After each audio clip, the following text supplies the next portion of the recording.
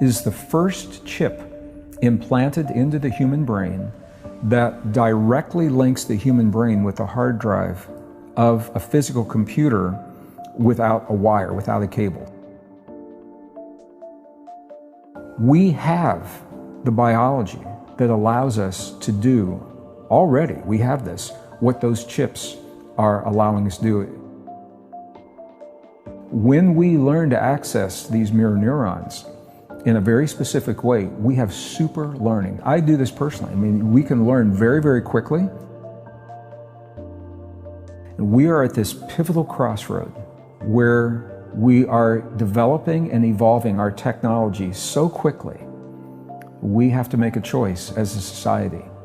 How much of our power will we give away to the machines? How much of it sounds like a science fiction movie? Where do those movies come from? This is consciousness in those movies asking us to explore how much of ourselves do we want to give away. And here's a perfect example, Elon Musk. Elon Musk has developed a new company called Neuralink. And his philosophy is, not, and I'm not slighting him for this, because this is the way society learns, this is the way science learns, by pushing the boundaries. And Elon Musk is a brilliant man, he's pushing those boundaries. And I think he'll push them until he has pushed back from society. Neuralink is the first chip implanted into the human brain that directly links the human brain with the hard drive of a physical computer without a wire, without a cable. So it's like Bluetooth technology. It's beyond Bluetooth, but you can think of it that way. Right. So what he's saying is, if you can't beat the machines, join them. He said, let's interface, let's become one with these machines. Right. So what do you think about that? So they have the chips that can be implanted into the brain, and I mean, think about what's happening. These are silicon chips that have contact points that are interfacing with human neurons. My personal feeling is it's a mistake. My personal feeling. I believe it's a dangerous path, and I also believe it's an unnecessary path, because we have the biology that allows us to do already, we have this, what those chips are allowing us to do if we awaken that biology. The Matrix is the perfect example of this. In the movie The Matrix, the people who were awakening into the new reality, when they needed to learn something quickly, they had a port at the base of their skull, and they would physically plug a cable into a computer, a hard drive, and they could download and learn programs very quickly. We have the ability to do right now through what are called mirror neurons. Interestingly, mirror neurons are a specialized class of neurons in the human brain that don't know the difference between watching an experience and having the experience. So when we already know this, for example, this is why you can lie on your couch on a Sunday afternoon watching a soccer game or a golf tournament or whatever. You're lying down, but you're watching this and your heart's racing, your muscles are tense, you might be perspiring, you might be, breathing heavy, but you're just lying there. I mean, if you think about that, it makes no sense. Your mirror neurons think you're the one on the field. Right, which is why we watch. It is. And these are very powerful neurons, and they're also powerful in addiction. This is why pornography, for example, is so powerful. It's so addicting, because when someone witnesses those images with the mirror neurons, it triggers the oxytocin and the same dopamine, the same very addictive chemistry, because the brain doesn't know the difference between watching and having the experience. So these are the bad things that we hear. The good things that we don't often hear is because the brain doesn't know the difference. When we learn to access these mirror neurons in a very specific way, we have super learning, Brian. We can learn. So I do this personally. I mean, we can learn very, very quickly. We can learn music. You can learn to perform the way another musician is performing. You can learn a foreign language very quickly. You can not only retain, but recall information. Very super learning, super memory, super retention, super recall from the mirror neurons. And here's the kicker. Those mirror neurons in the human brain are in the 6th layer of the neurocortex that is made possible through a mysterious DNA fusion that happened 200,000 years ago. When we showed up, who or whatever is responsible for our existence, whatever's the source of the intervention that appears to have happened, made those neurons possible. And it gives us the ability, if we choose, to access this potential, to learn and experience very, very quickly. We don't need to be physically connected to a computer. But this is an example of where, if we don't know that, and we go down this road, I mean, it won't stop there. We end up giving our power away to a device. And you've heard the old axiom, if use it or lose it.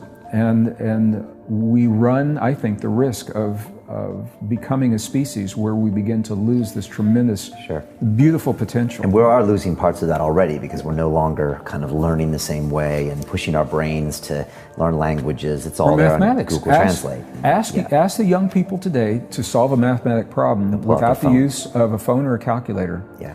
Now, I come from a generation, and this has all happened in one generation. When I was in school back in the 1950s, 60s, early 70s, engineers were putting the first man on the moon using a slide rule. Yeah. Now, some of our viewers don't even know what a slide rule is, but it is the precursor it has no electricity.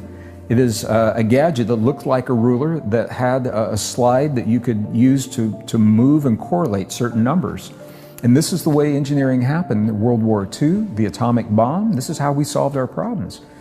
And young people now, if they don't have either a calculator, which is almost obsolete, the physical calculator, they're all on the phones now, or they don't have a phone, they cannot solve the problems. Yeah, well, we are now cyborgs, whether we want to admit it or not. Most people are anxious that they don't have the phone. They refer to it all the time. It's part of their consciousness. And so, as I've heard Elon talk about, he said the problem now, or maybe not the problem, maybe the good part, according to you, is bandwidth. Because we have our thumbs to get the information from our brain into this network, this internet platform. And so Elon is proposing that we jack up that bandwidth and get all of the downloaded interaction between us and this supercomputing, super interconnected network around the world, and then take ourselves to that next level.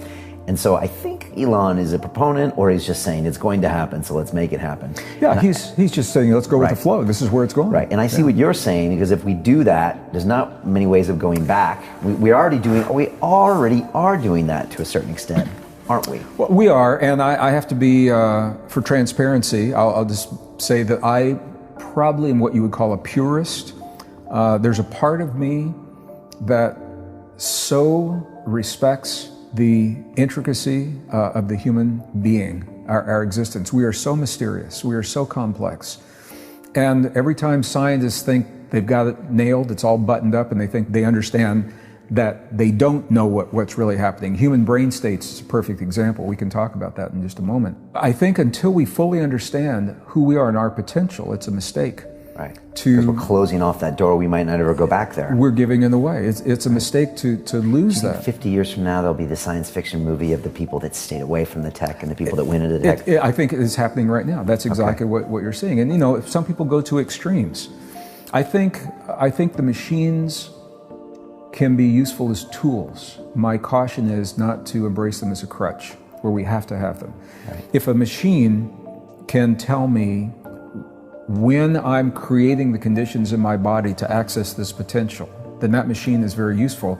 Once I understand that, I can toss the machine away. I don't need the gadget, because now I know who I am. If I feel like I need the machine to take me to this place every time, so I have a bad day or I'm a little stressed, and I say, I got to hook up to my machine, you know, my PC, and run this app to tell me when I'm in the right brain state or whatever, the right heart state or whatever it is.